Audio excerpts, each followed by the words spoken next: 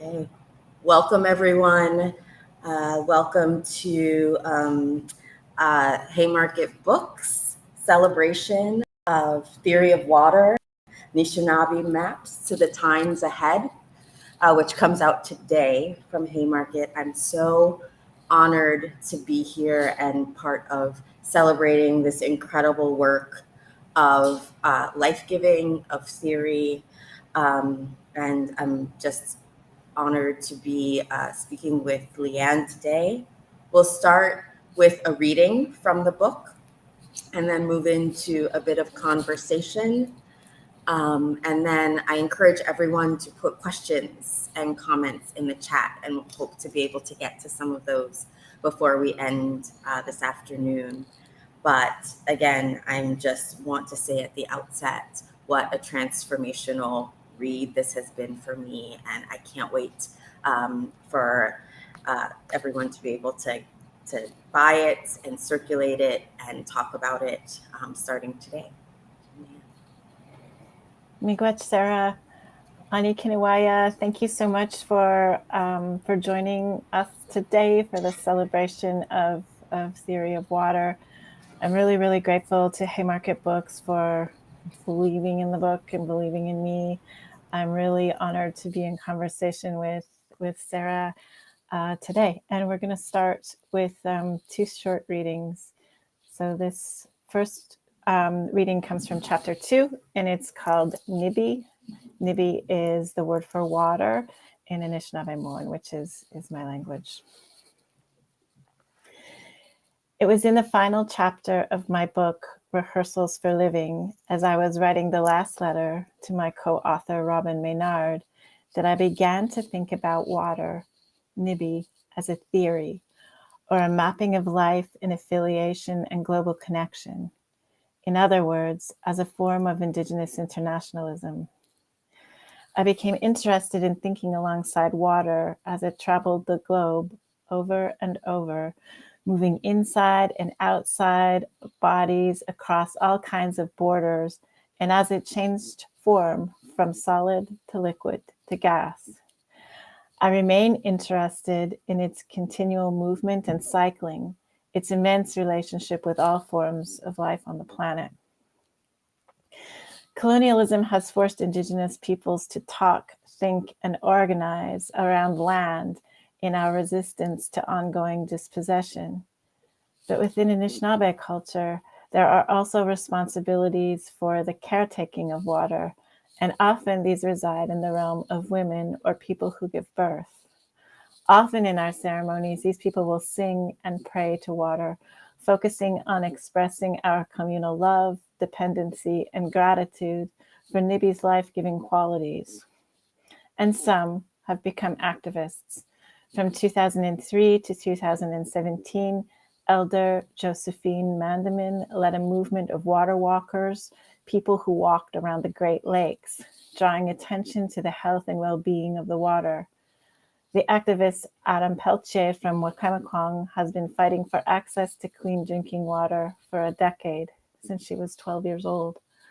Mohawk midwife Gunji Cook teaches us that water in our mothers is our first environment, and the health of the amniotic fluid that surrounds us there is directly related to the health of the aquifers and lakes that surround us in the larger world.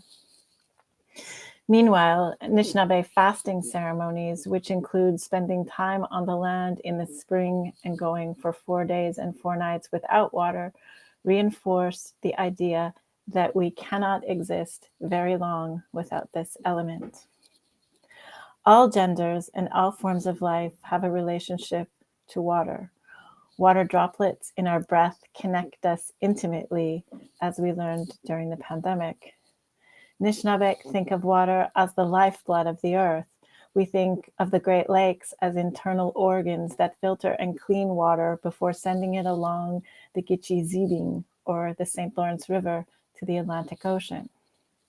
In this sense, the health of the Great Lakes is akin to the health of our own kidneys and liver.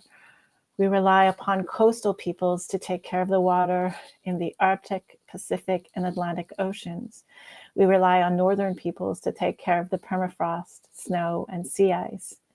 We rely on indigenous peoples in deserts and arid regions around the globe to advise us of the great power that even a little bit of water holds.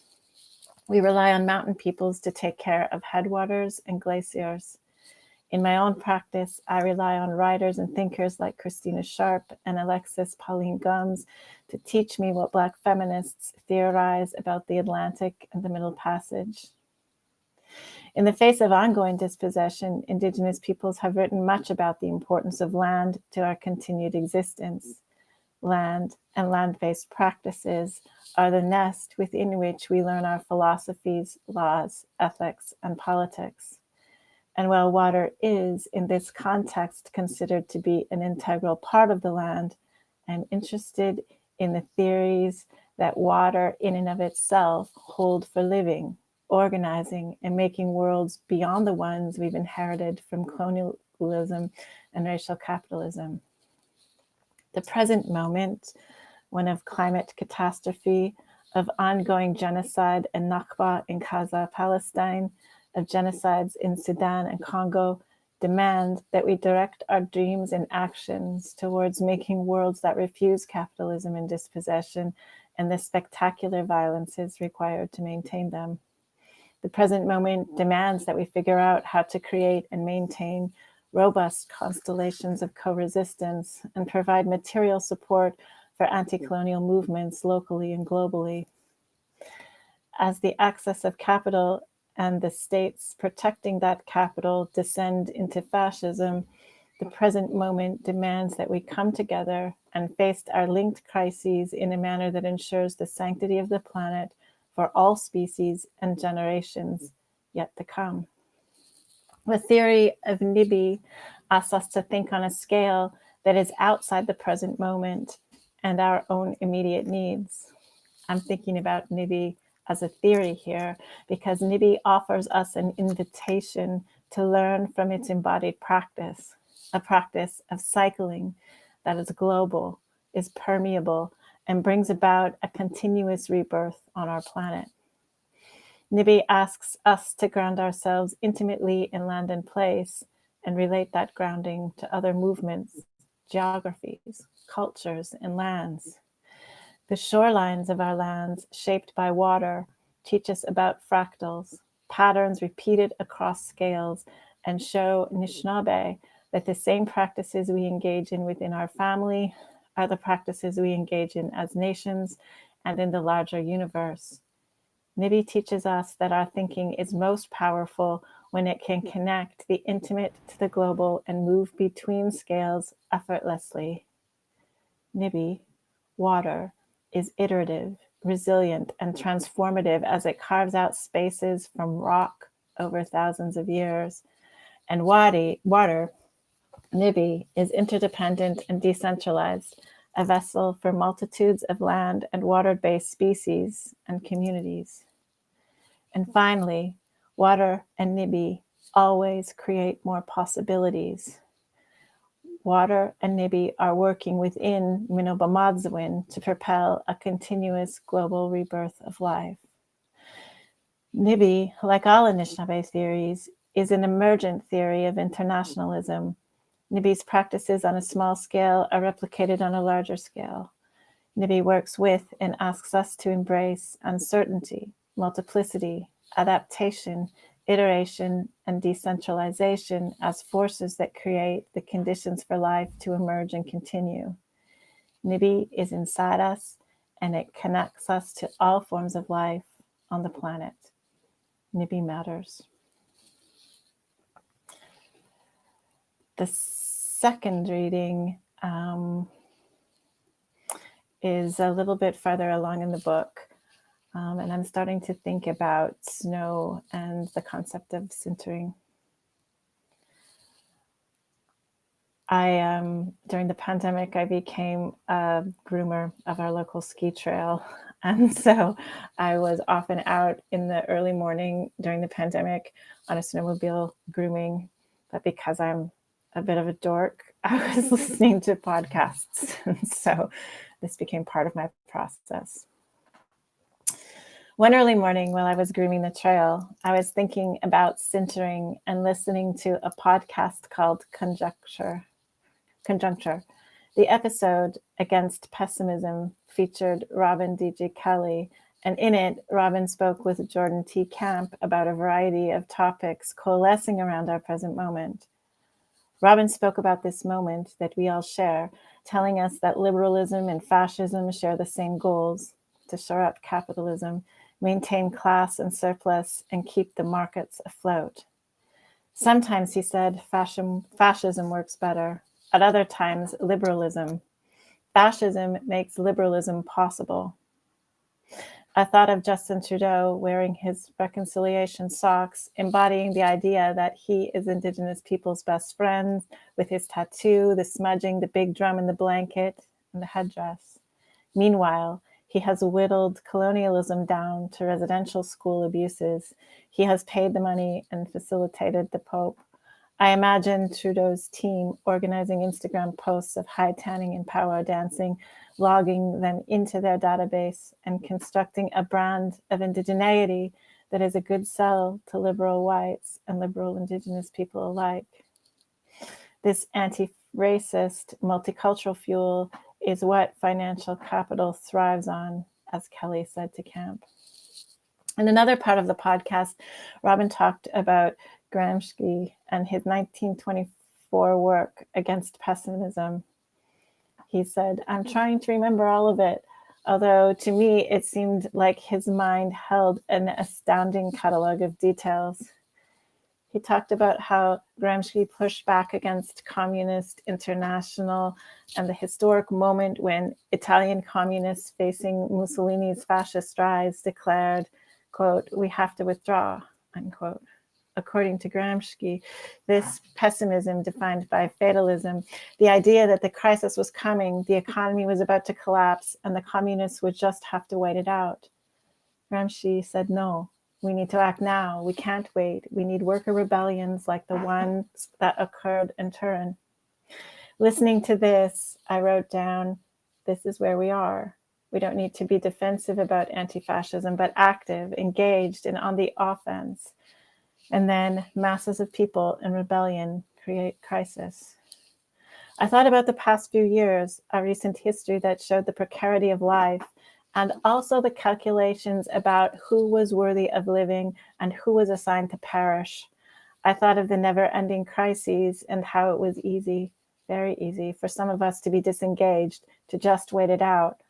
I thought about what was happening that very day, which was the day after COP15 struck its historic deal to sacrifice 70% of the planet, the day the world waited for the January 6th panel to announce what we already knew, the day the Dutch Prime Minister performed an apology for the Netherlands' quote, historic role in the slave trade.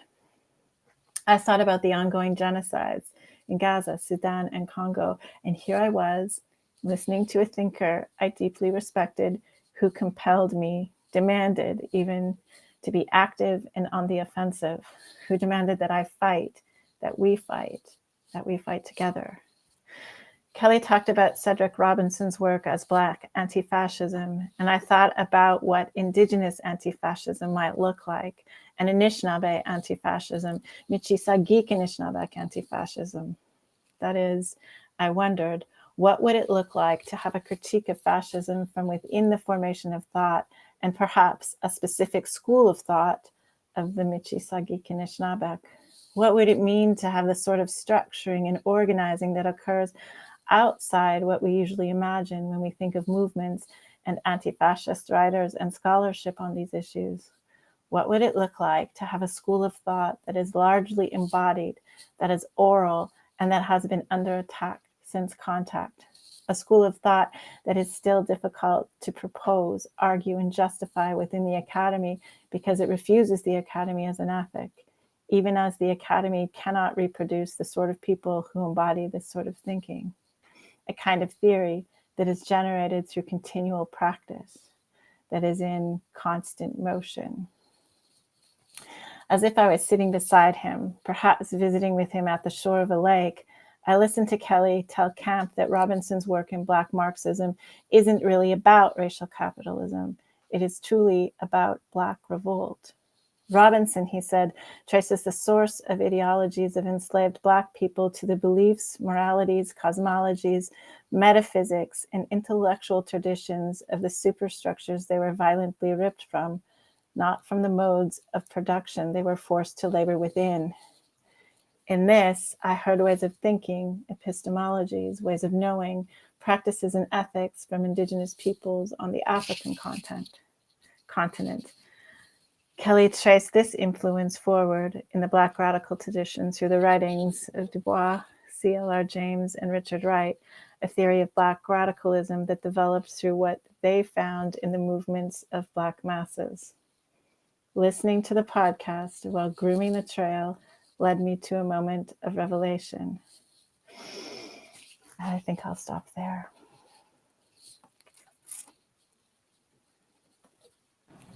Thank you so much.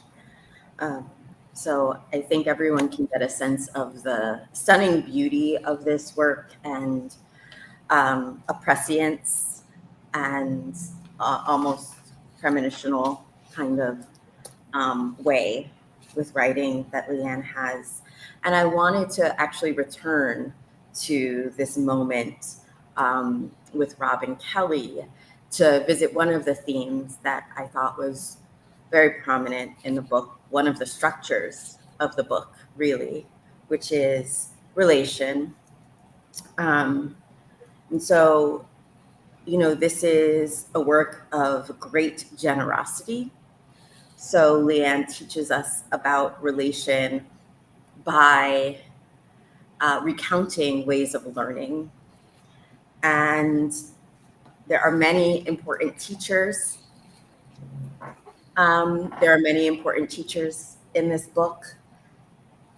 And I'm going to hold on because I'm not sure if Leanne will be able to hear. I'm just going to hold for 1 minute for technical issues.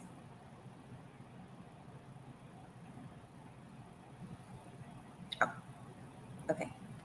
We're back. Leanne, can you hear me? I can hear you. Okay, great. Okay, well, I was saying that it's a work of, great writerly beauty and also a work of deep generosity.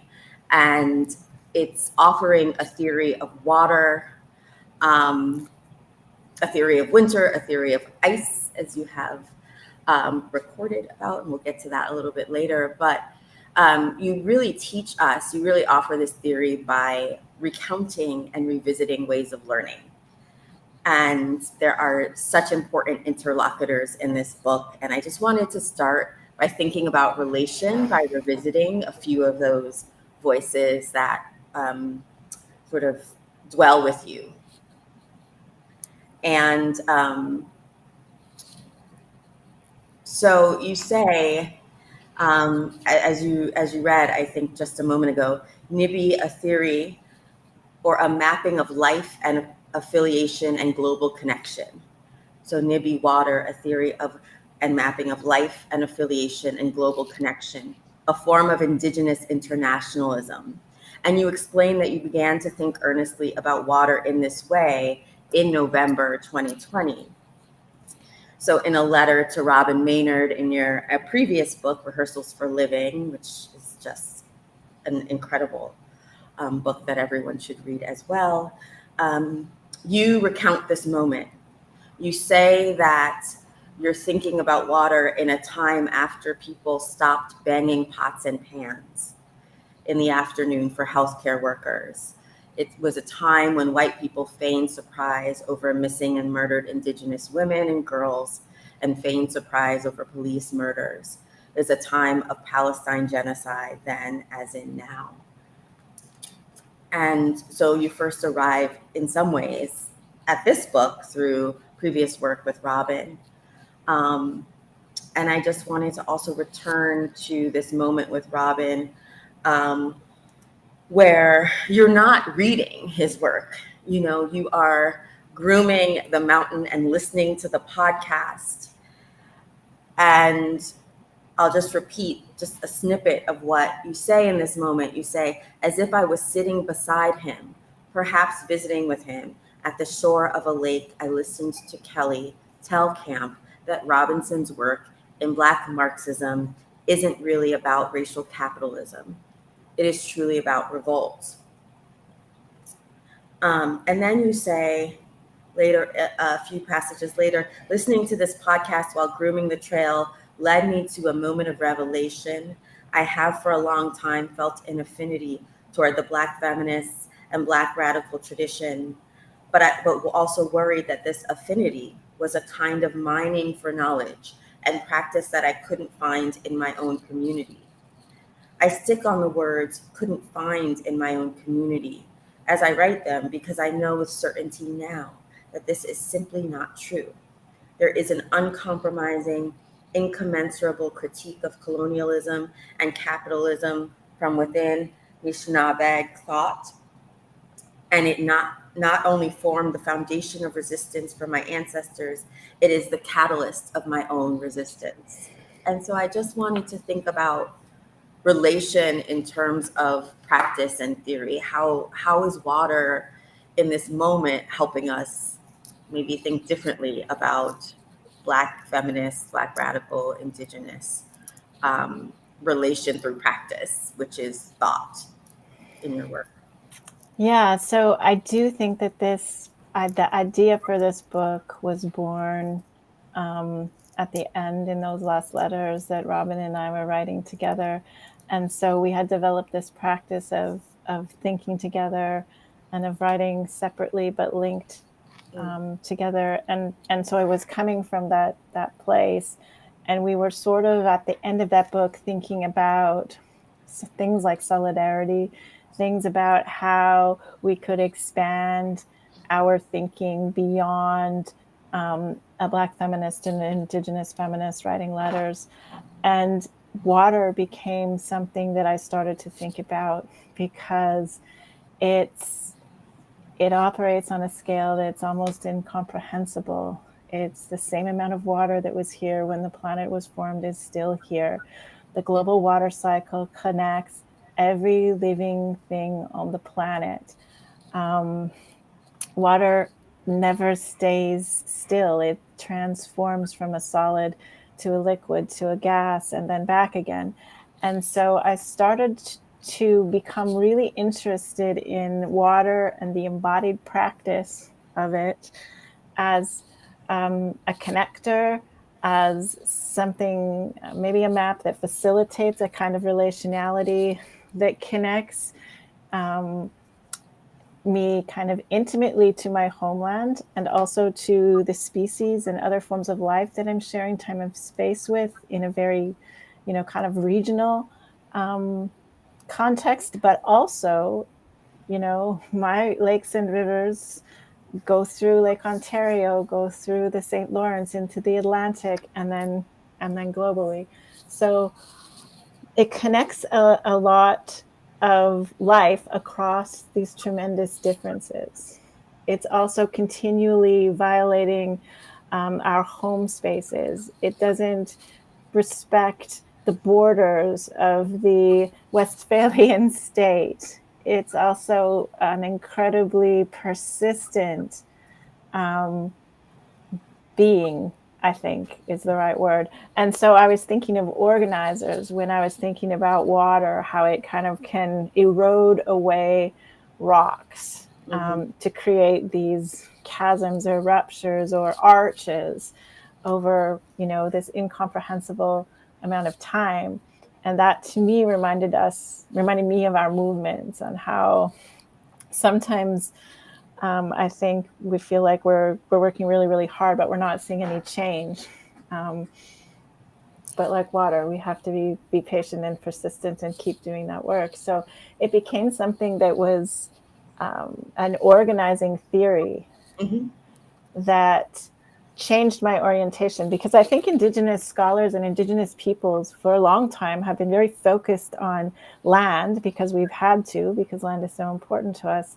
And water is a part of land. But when I started to think with water, it became expansive, and it started to become a network. And I think that that's a lot of what Anishinaabe philosophies and cosmology are talking about. Mm-hmm. Mm-hmm. Yeah, and maybe we could continue with this question about the kind of dualism of water as both an intrepid being that can be destructive, and it's connected and relational and life-giving. And there's something,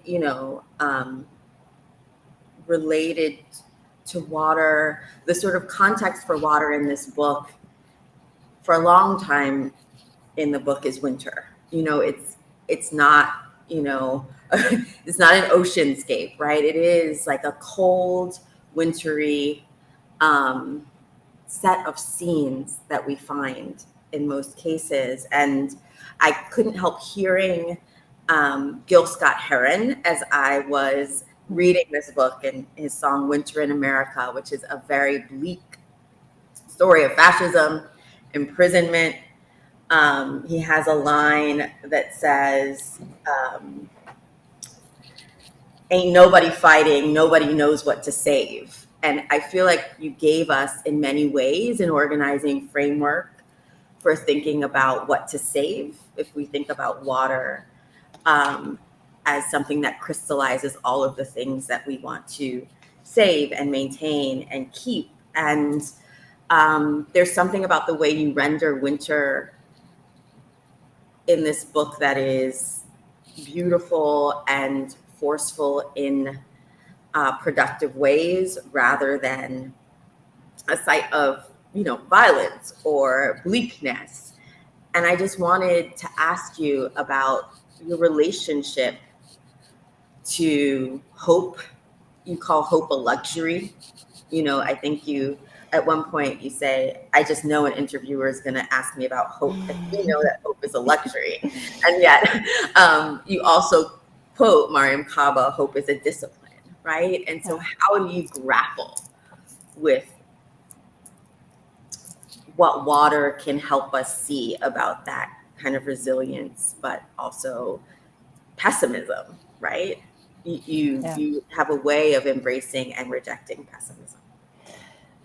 So I think I didn't think about this before I read your questions, but there is a lot of winter in the book. And there's a lot of winter in the book because, for a few reasons. One, I spend a lot of time in the Nende, in the far north of Canada. So I spend a lot of time in winter. Right. I really love winter. But culturally, winter for Anishinaabe people, I think, was a time of hardship because it's more difficult to find food. Everything is more difficult in the winter, even now in contemporary society where we have all of the luxuries. Some of us have all of the luxuries. So winter is a difficult time. There isn't as much light. There's a lot of cold, but it's also the time where Anishinaabe people tell stories, and we tell our epic sort of theoretical origin stories. And I think this has to be because, families, extended families would be spending a lot of time in lodges and in teepees in the dark. And stories were meant to uplift, and they were meant to engage, and they were meant for people to find meaning. And so a lot of our stories are where I see and where I understand our theory, and the way that our people shared stories orally were so that theory and that meaning making was for everyone. It wasn't just for the academics. It was for the kids and for the grandparents and for everybody. And it was a communal process, but also I think everybody who heard those stories had the responsibility for finding meaning in them. And so there was this kind of fluidity where people could engage and make meaning. And so in that way, the winter is a very rich time. It's a very intellectual time. It's a theoretically dense time for Anishinaabe people alongside this harshness. And so I was thinking about, this book would have started at the end of the pandemic, where I think that there was a little bit of hope that we thought things were going to get better. And then now, oftentimes when I'm around people, we are looking back at the pandemic as the good times, right? Goodness. So I think that there is, you have to do this work of organizing and of fighting, whether or not you feel hope or not. It has to be a discipline, as Miriam Kaba says, that you cultivate. But we have to do this kind of work, and our ancestors did this kind of work, or we wouldn't be here. Whether or not you feel inspired or hope, and I think that that's what the winter teaches. You have to put on your boots and go find firewood, or your family isn't going to be warm. You have to go out and find food. There's a struggle to the winter. But I think that there is also a struggle to world making. There's a struggle to finding meaning. And I think those struggles are or can be very, very important sites of generating new knowledge, of generating the kinds of skills that we need to build the kind of worlds that we want to live in. So in that sense, I think winter is also a time of dreaming, a time of letting the mind go a little bit, and of thinking outside of the present moment, outside of what we've inherited, and thinking beyond, thinking otherwise. Mm-hmm. Following, this importance, is tremendous significance of storytelling and landed knowledge and embodied knowledge. I wanted to ask you about another person who's really important to you in this book, and return to a passage. This is about Doug Williams, who is a mentor, a professor, someone who seems to help you craft an epistemology. And let's see, this is chapter 5. And you say, in Doug's telling, after spending time in the sky world, Gijigokwe? Gijigokwe. Gijigokwe. Can you say that again, Leanne? Gijigokwe. Gijigokwe. Yep. Okay, thank you. Gijigokwe made the decision to go back to Earth and keep trying. She encountered Nibi's flood, the catastrophic upheaval that left the world in a completely different place from when she was last there. I imagine Gijigokwe struggling to find a place to begin. While the sky world is her home place, the Earth had been a place she could visit. But now Nibi's work gives her an endless expanse of water. Her usual beginning place is drowned. It must have been difficult to return, remembering the loss of her 2 children and seeing Jiwe Manidu's grief over the catastrophic loss of life from their first world. You go on to say, I think alongside the ones who witness daily a catastrophic loss of life on the planet, the ones who see the arithmetic that places Black life as disposable and Indigenous life as extractable, the ones who don't know where to begin or how to do what they must, but come together to do the work anyway. Here is the world. It's only water. There is no land. There is no land back because there are no homelands. There are no territories. There are no humans. Can you tell us more about how Gijigokwe gets you to a different humanism, an anti-humanism, an end of the worldliness of the book? So in this chapter, I'm revisiting a Michi-Sagi Nishnaabeg origin story that I've heard told orally by this elder, Doug Williams, that I worked with for 2 or 3 decades now, and who passed away in 2022. He wrote his version of this story down in his book. But I spent some time thinking about this story because it's a story that speaks about the origin of this world. Because the last world, things went really, really wrong. and it couldn't sustain life because of the decisions and the choices that the Anishinaabe made. And so it seemed to speak to this present moment. And Joey Manado, who is oftentimes it gets translated as God or the creator, but in the language it means the one that loves us unconditionally, has a dream and tries to make the world in their dream. And the first few times it fails because they're missing something. They can't really figure out. The prototypes are not working. So they go back to the sky world and they ask another spirit, Gijagokwe, Sky Woman, for help. And Sky Woman goes down and tries, and there's some tragedies, and goes back. And while Gijagokwe and Joey Manado are in the sky world, Nibi, the water, sees the problem and does what only the water can do. They contribute their part. There's a big flood. And when Gijagokwe goes back down, a turtle offers their back as a resting place. The world is completely different than when she left.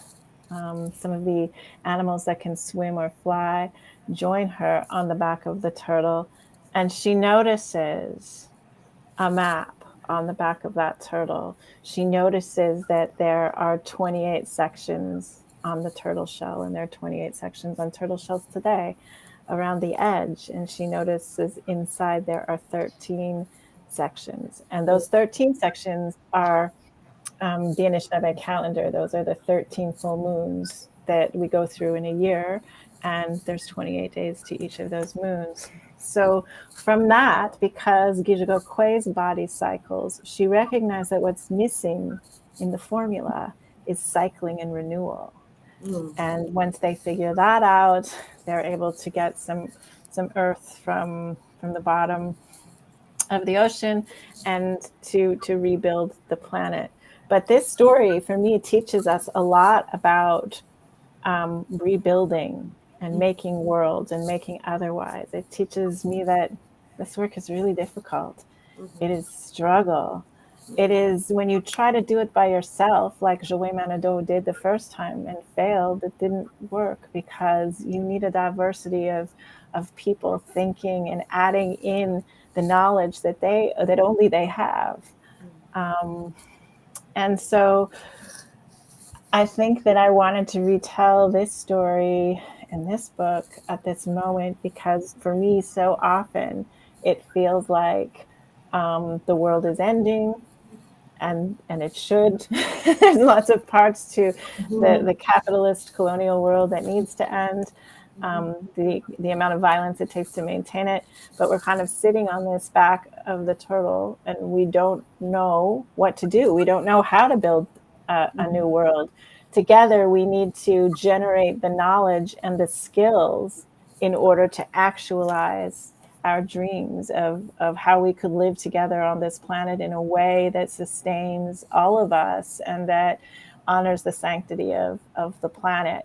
And so I think of that when I see organizers doing mutual aid work, when I see protesters mobilizing to get students who have been deported out of jail, when I see people coming together to meet the material needs of their neighbors and their immediate communities. These are little actions that are taking place on the back of the turtle's back, where we're trying to figure out, where we're learning, where we're skilling up to try to figure out how to bring this next world into being. And so it became a story that I spent a lot of time thinking through and thinking with, and it's sort of the anchor of the book. And so because I think Doug also passed away during the process of me kind of writing this book, there's a lot of him in the book as well, because I'm grieving and I'm wishing he was here. And so I'm trying to have,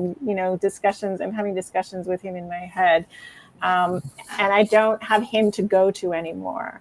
So I'm in this moment where I have to just take what he's taught me and figure it out. I'm on the back of the turtle figuring it out. So I think there's that kind of thread is in the book as well.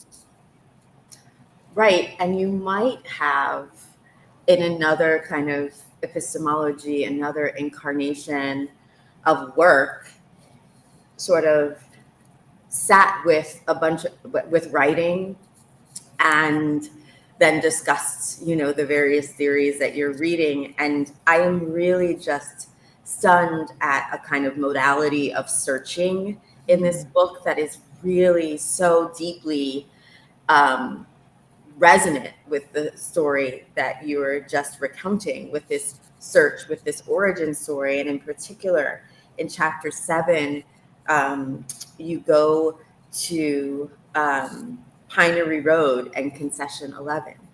You go to visit with Dion Brand in A Map to the Door of No Return. And it is this stunning turn in the book where you are clearly searching, you are visiting, you are struggling in a way that doesn't seem lost, but seems like a practice of forging a map.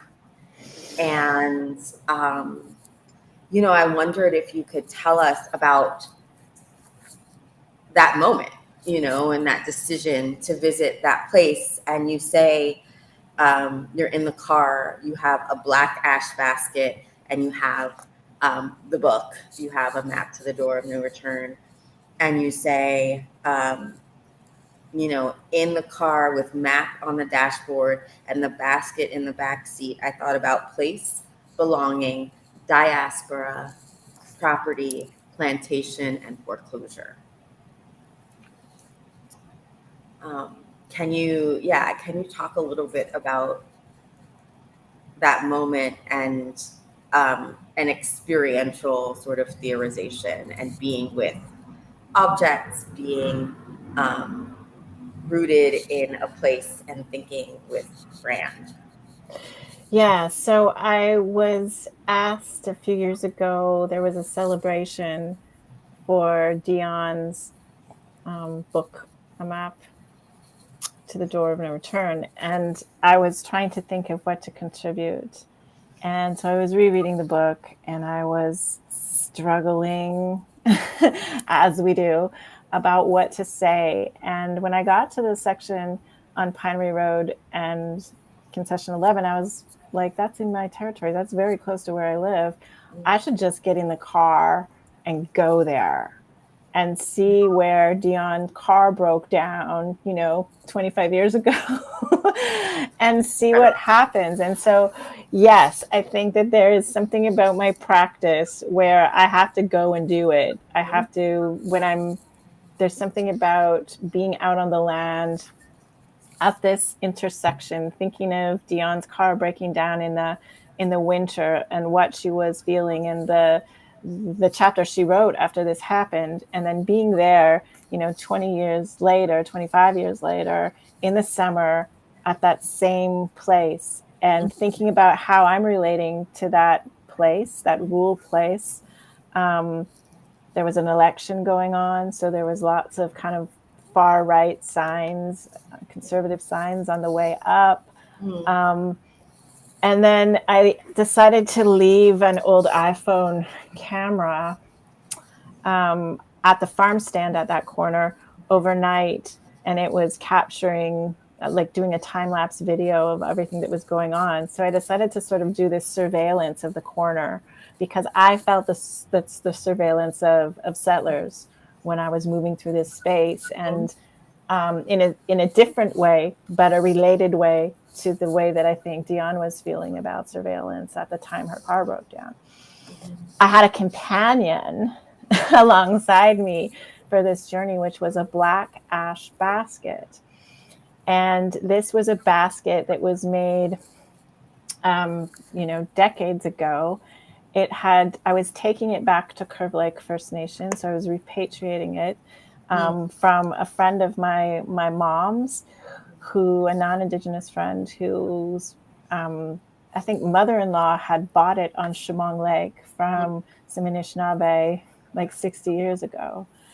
And so I was taking this basket home, and the black ash baskets were made Doug had told me that they used to go a little bit north from the reserve, and they would harvest the black ash trees. There aren't very many of those trees left in our territory, and they would canoe them down to the reserve and then pound them until the rings of the trees, the tree rings, broke off, and then they would weave those rings together into the basket. And so I was thinking about maps because of Dion's prompt in the book. But I was thinking of this basket as a map because the tree is a map. These tree rings are a certain size and a certain color because of the amount of rain that falls, or the temperature, or the sun. And so they're sort of mapping the weather onto the year of the trees. And then the baskets are sort of a map of all of the different relationships that went into the black ash, bringing the trees down the river in the canoe, and then all of the making that goes into that. So I feel like that was I was struggling to try to figure out how to contribute. And then once I got to that place, once I got to the corner, I had all these ideas. And what was really beautiful is that Dion ended up being the editor of this book. And so she had a tremendous impact on, in the best way possible, on the editorial process of the book as well, in addition to inspiring that chapter. Yeah, I mean, it's an incredible story, and it's a story in many ways. It's about repatriation. It is also, as much of the book is about preservation. And your work made me think a lot about the relationship between permanence and ephemerality and form. And of course, water is meant to provoke us to think about belonging in relationship to all of those questions. And I guess I had two thoughts about that. One is, I think that there is a struggle around questions of belonging to land that that is a challenge in this moment, is a challenge historically. And it's why Indigenous thought is so meaningful to so many non-Indigenous people, because this a kind of vigilance around land and permanence is inspiring, right? Because it is inaccessible to descendants of slaves, to people who are expelled and deported, and for which, quote unquote, country of origin or homeland is a site of violence, right? And there's something about your theory of water. There's a lot about your theory of water as a constituent part of land, but something that is also ephemeral, hard to preserve, hard to contain, always moving, fugitive, that is deeply relatable and deeply evocative of a kind of experience of being constituted by, and yet not always of, or belonging to, right, a place. And so I was wondering, how you're thinking about those questions. And then I have another question about form that I wanted to ask. That's Yeah, related. for sure. I think one of the things about my homeland in particular is that I don't often feel like I belong or that I'm comfortable in it, because it's been so desecrated by settler colonialism and capitalism. Yes. I sometimes wonder if my ancestors would even recognize it as our territory. And so when I'm at Pinery Road and Concession 11, I want to feel like I belong. I want to feel like this is my homeland. But the farms and the political signs that are reminding me they hate me, there's a fear in it. And I resent that, and it makes me feel quite angry. But also, it's a gift in that I think it's switched. I've sort of made the jump to water and asked the question, I think in the book after Rebecca Belmore and also Dion, what does it mean to belong to water? What does it mean to, and I think that was a central question in this book that I was asking myself. What does it mean if I'm attached to and I belong to water, and I look to that as an organizing force, and I look to that as something that is transformative and permeable and a fugitive and quite a different nature than this idea of particularly territory that's defended with violence by an army and a border that's constrictive. So what are some different ways of looking at that? And I think that was something that I very deliberately wanted to sort of speak to. Yeah. It's very motivating. You know, it's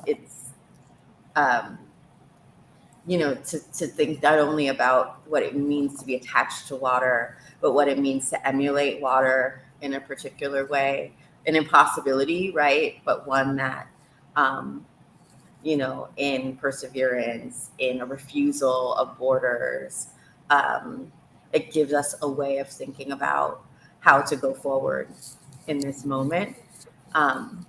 And there was actually a question in the chat, and I encourage people to post questions or comments that is related, particularly in this moment.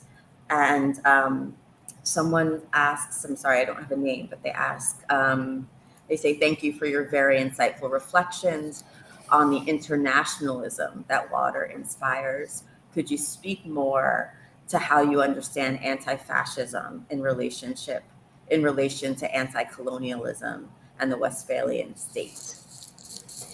It's via water, right? Yeah, I think that I am not the best person to be answering this question, and I'll tell you why. I think that I am one of the groups of people that I learn from are elders and hunters and trappers and indigenous people, particularly in the North right now in my life, who are living otherwise right now in this present moment, who are engaged in the bush economy, who are out hunting and fishing and trapping, and who are out gathering, and who are operating using indigenous laws and ethics, and they're embodied practice.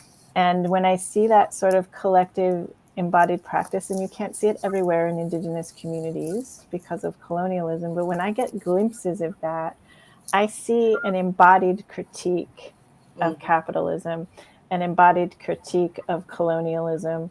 It isn't, and I think that that's something that's very interesting to me in terms of grounded normativity and grounded solidarity, and trying to, I think, make a little space for that knowledge in our discussions, in our books, in the academy, because it's not present there. And I think so often Indigenous people have been seen as non-intellectual or not smart, or that don't have something to contribute in terms of anti-colonial theory, in part because our anti-colonial theory is lived and it's embodied and it's practiced. And so I wanted to bring that into the conversation as well, I think. Well, related, I really wanted to ask you about form, and there's a question about writing in the chat, so I want to get to that too. But you write, if I were to make a map of my territory, it would be a song. You're, of course, a singer and a songwriter, and you know, what did you mean by that? Can you elaborate upon that? And yeah, how do you think of form and the multiple forms that you work in, particularly as it relates to something like an oral tradition and preservation and embodied knowledge? There's something antagonistic to the way in which we work, I think, particularly in the academy, but you know, the way so many of us work. As an unruly historian, I work in archives. And so I looked up the OG in the Ojibwe People's Dictionary. I looked for archive, and there's no entry, right? And I kind of capture uh, confining way of holding knowledge, and I was really struck by that and how oppositional it is to the modes in which you work. Yeah, I think sometimes the body is the archive within Indigenous thought. And your body is composed of relationships. It's like a node in a network of relationships. And I think that that's what a lot of Indigenous maps are. They're a mapping of relationships. And so the cover of the book is a painting by Christy Belcourt, who's a Métis painter, very famous Métis painter, and she has a series of paintings from a few years ago now around mapping. And there's a couple that really spoke to me. One is an old Nishnaabe map that an early explorer, invader, got from an Indigenous guide about how to get from Lake Superior towards Winnipeg. And the map is oriented not in a north-south orientation, but in an east-west orientation, because of course that makes sense when you're canoeing from Thunder Bay to Winnipeg. So that idea that Anishinaabe people had a different orientation to our mappings, that we didn't just map landforms or territory as a way of making it into property. That wasn't the purpose of maps. So then I started to think of, she has another painting that is just water lilies. So the surface of the water, the stalk, and then the roots. And I started to think about how that's a map or even an archive of life and of relationship and of movement. And those kinds of orienting things, how do Indigenous people map what's important to them? Well, we map relationships, whether that's the black ash basket and the weaving of those. A canoe is a weaving together of different forms of life in relation to one another. And that's, I think, a really beautiful way of living, but also an important shift in orientation to think of how much colonial maps are about extractivism, are about ownership, are about property, are about borders. Yeah. Thank you. I did want to get to the question from Eric Husted, who asks, I'd love to hear more about Leanne's writing process, approach for getting words on the page, and making choices along the way. Would you like to share? Sure. So I try to give myself permission to write whatever I want or whatever I need to write in the moment, because I find that act of giving myself permission and freedom opens up sort of the flow of words, and it shuts off the part of my mind that is censoring. Oh, it would be dangerous to say that, or it's you don't know the reference for that, or what would so and so say if you said that. So I give myself sort of in a first draft that permission to just write and to not censor myself. And then in subsequent drafts, I bring that voice back in and start to bring that more thorough and meticulous work, start to think about all of the different choices and why I'm making particular word choices or particular choices in terms of genre or discipline. This is a shock to nobody, but I don't, I'm very good at sort of trying to fit into particular disciplines or genres. I've certainly tried my whole life, but I just can't. And so I don't try anymore. I think that I just kind of do what the work demands. It comes out in a form that's often a hybrid of different things. And so I think this book has I wanted it to have some beautiful prose and some poetics in it, but I wanted it also to have some kind of sharp intellectual analysis and ideas. I wanted there to be a lot of dreaming. I wanted people to feel like they could come along with me and think alongside me, but not necessarily the same as me. I wanted people ultimately to come out feeling just a slight bit better than when they came into the book. So being attentive to all of those kinds of things, thinking about who is the audience that you want to be seen in the book, sort of gives a certain editorial slant.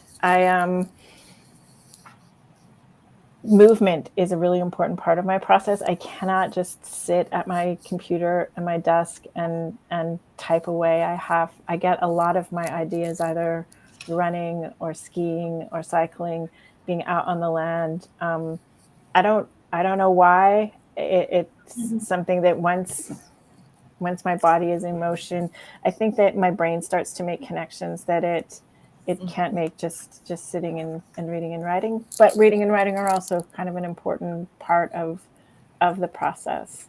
I think that whether I'm writing songs or poetry or fiction or nonfiction, it's the sort of the ideas and the themes that I'm working with, and the spine of it is all the same.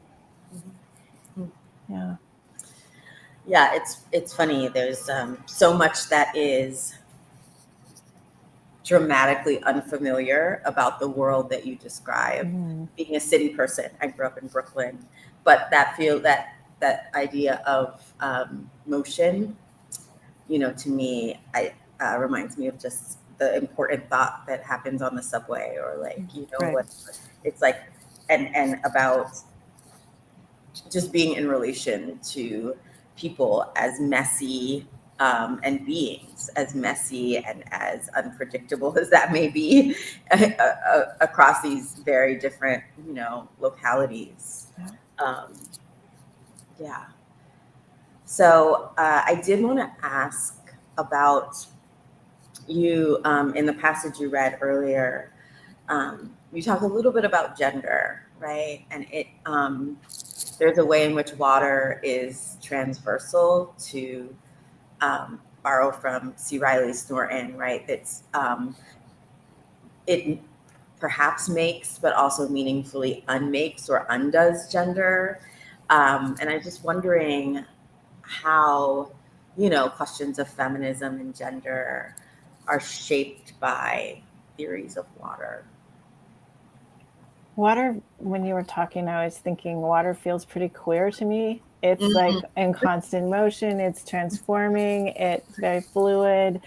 And I think that I started from a place where I was taught culturally that water is the responsibility of women. And I think felt a little bit, I think that's why I didn't write about it for so long. I was like, I don't want to, I felt the need to be rebellious. I didn't like my responsibilities culturally being prescribed by gender or by a gender binary or by a colonial gender binary. And so I think that while a lot of these other Nishnaabe women were walking around lakes and were really embracing that, it wasn't a natural thing for me. I was sort of wanting to talk about land with my elbows up. And I think this book is sort of me reclaiming that relationship and recognizing that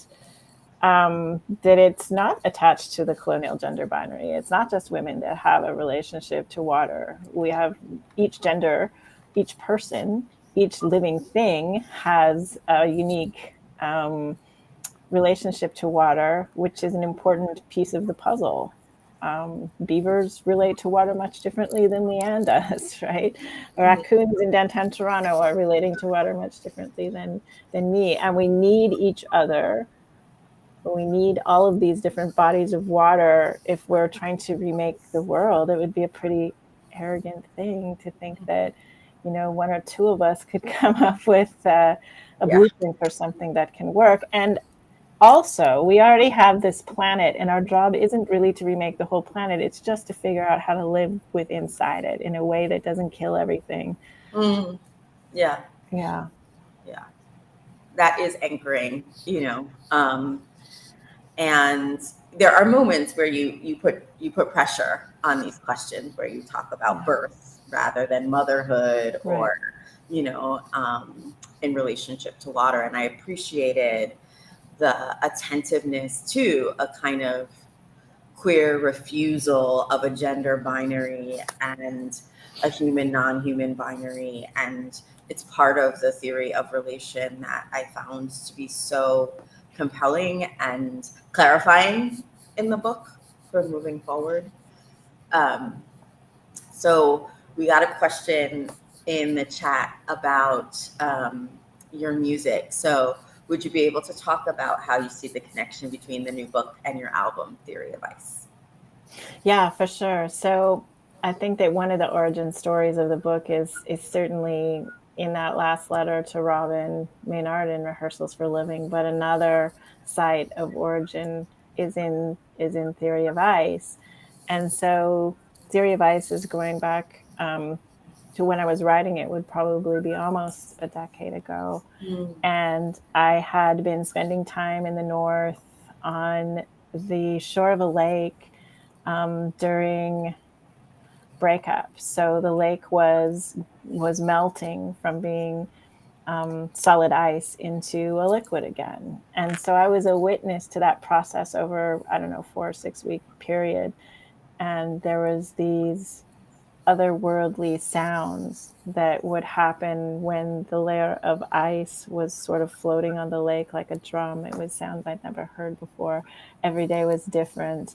There was different species gathering at the shore and on the ice as it melted, with the birds coming back. And so I think that at the time I hadn't maybe thought and worked with that long enough to come up with Theory of Water, but I had worked with it. I knew that there was something there. I knew that there was something interesting there. There was something along these themes of refusal and belonging and world making that was different. I was thinking about the bottom of that lake and how for half of the year it's this expansive watery wonder, and then for part of the year it's very, very tiny, with this big frozen part all over it. And so I think that it was the beginning of me thinking alongside, but it was a lot of feeling, it was a lot of noticing.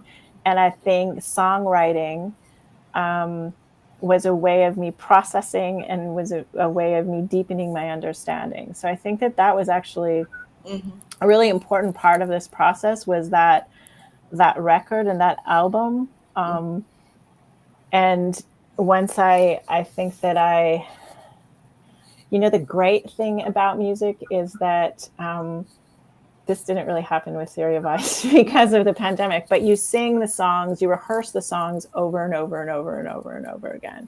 And there's something in that repetition for me, performing for different audiences, that breaks open. It's a site of knowledge generation. So playing the songs with just one musician versus 5 musicians in Toronto versus Vancouver, all of these little shifts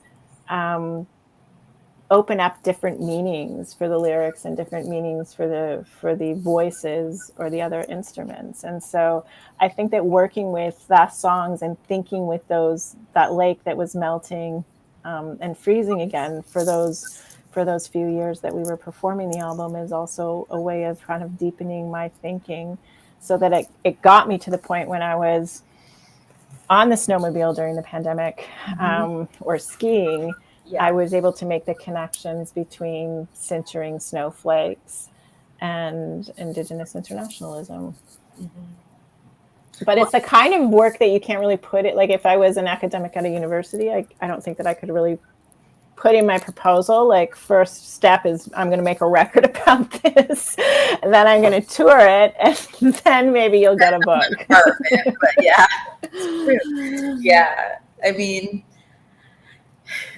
there seems to be quite actually a lot of repetition in your practice, right? That ski, the slope, the rehearsal, the walking a similar path. I'm just, really struck by rehearsal, as a method.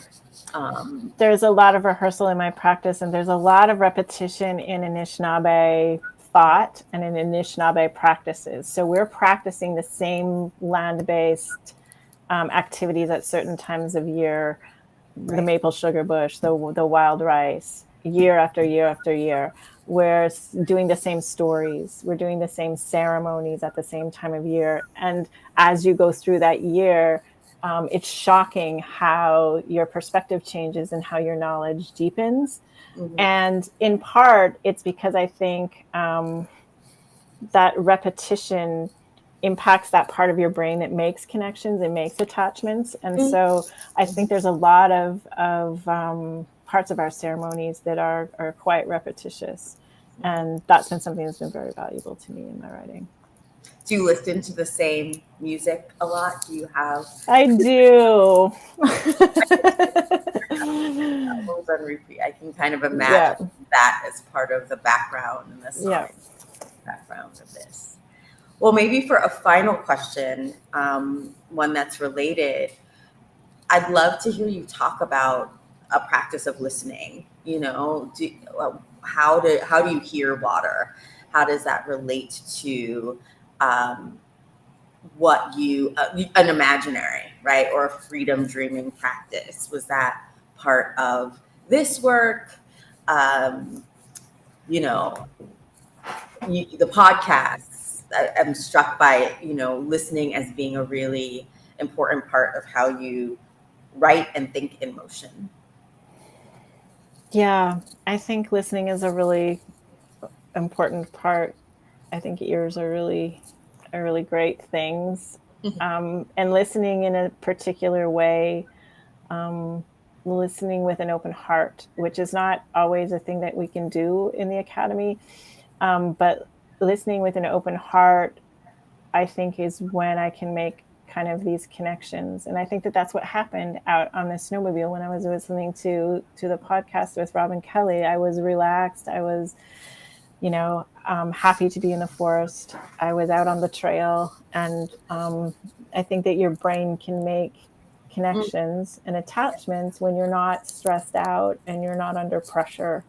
So I think that that's a little bit of a part of that connection work. Mm-hmm. I forget the first part of your question though. It was just about like the sound of what, like water. Oh, I remember. Yeah. So there's a part in the book where I talk about Rebecca Belmore, who's an Nishnaabe artist, and I start talking about her sculpture that she made in response to the Oka crisis in the 1990s, and it's a big sort of megaphone that she took across Canada, and she installed it on reserves and on top of mountains and in all different places, and it's called Speaking to Your Mother, and our community members could come up and speak into this megaphone, and you would speak directly to the land. And then more recently, she made a series of 4 earpieces, and they're called Wave Sound, and they're in that same kind of conical shape. But they're gray, and they kind of melt into like a rocky shoreline, and they're for listening to the water, for quieting, for going to the shore. And the shore for us is this place of overlapping worlds. You've got the sky world, you've got the land world, and you've got the water world. So this is a place where we learn about things like consent and accountability and generative conflict, all of those kind of really important skills for relationship building. And what happens when you just quiet and listen? What are the connections you can make then? And so that piece, I think, is another one of the origin stories of this book. Just thinking about listening, and listening with your whole body and an open heart. Thank you so much, Leanne. I am very attached to this book. I am really honored to be able to engage with it and to have it and to linger with it. I will listen to it. And I'm so grateful for your openness and your direction in this moment, in particular in this moment. And so I just want to encourage everyone to visit Haymarket, to pick this up, and to continue to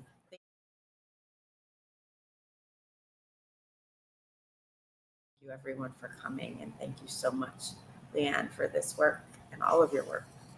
Thank you so much, Sarah. It was really, a treat to be in conversation with you and to listen to your deep, deep reading of my work. I know it's a crazy busy time of year, and I'm just so appreciative that you were able to take time out of your busy schedule and put that labor into my work. And so thank you. And also thank you to everyone who came and to Haymarket for supporting me and Theory of Water into a book and into the world. Miigwech.